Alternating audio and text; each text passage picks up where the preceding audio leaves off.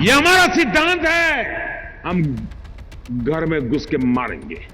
We've never ever retaliated in the manner that we should have.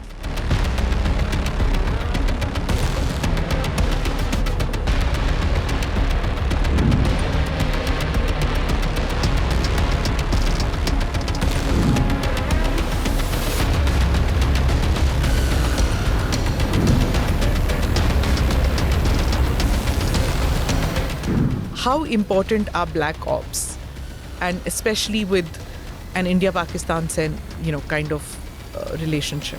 If the other side is going to work on you with terrorism and stuff like that, then you've got to have black ops.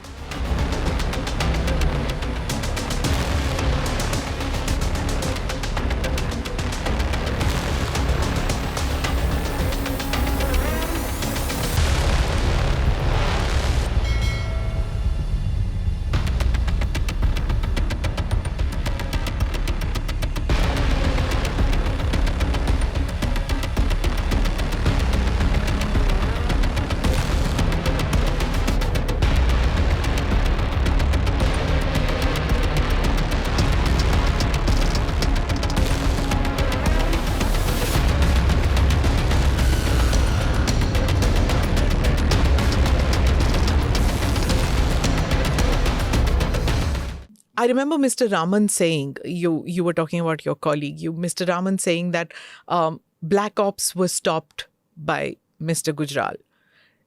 I won't ask you whether that's right or wrong or whatever, but how important are black ops, and especially with an India-Pakistan kind of relationship? I think it depends on the gravity of the relation, the enmity. And if the other side is going to work on you with terrorism and stuff like that, then you've got to have black ops. It's part of the trade then.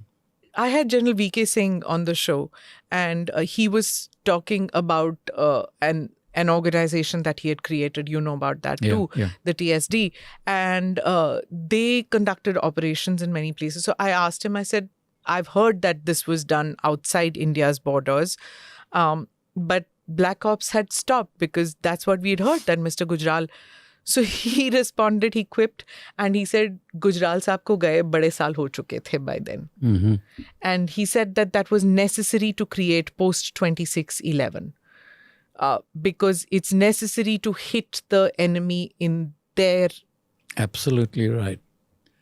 We've never ever retaliated in the manner that we should have. Go through any of these incidents.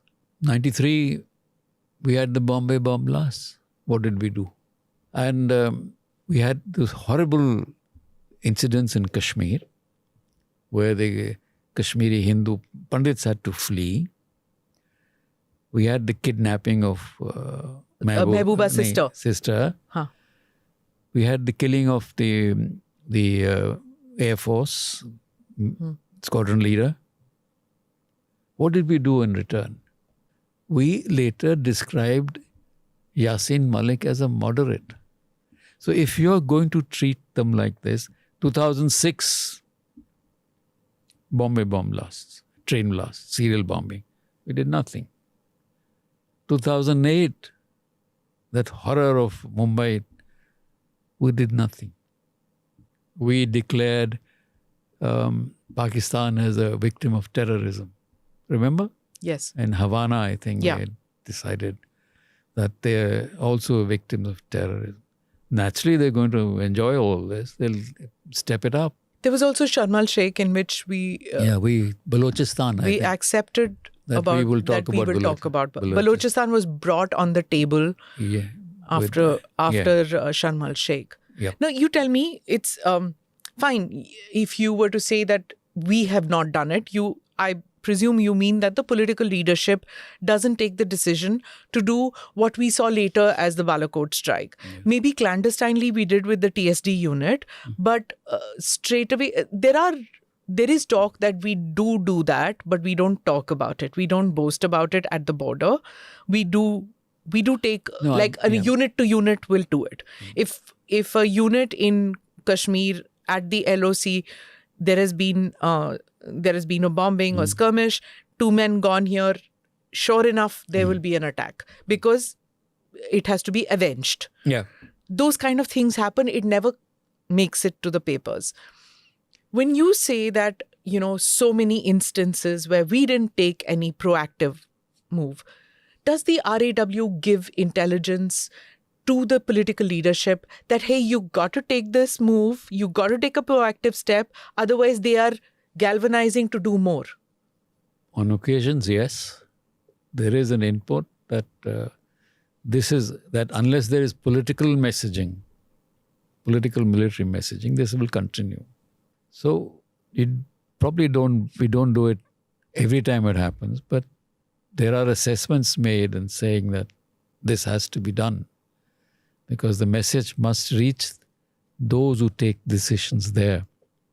I mean, just an odd incident doesn't make a difference to them. It doesn't hurt them. Like Balakot would have hurt them because it's the message that is important. Uri was another message that was important. But that we will strike within your land. We have the ability to do it, and we will do it, and we will do it again. So that messaging has to go. Unless that message, these border mein 2 here and 2 there doesn't make a difference. It's a number. It's a figure.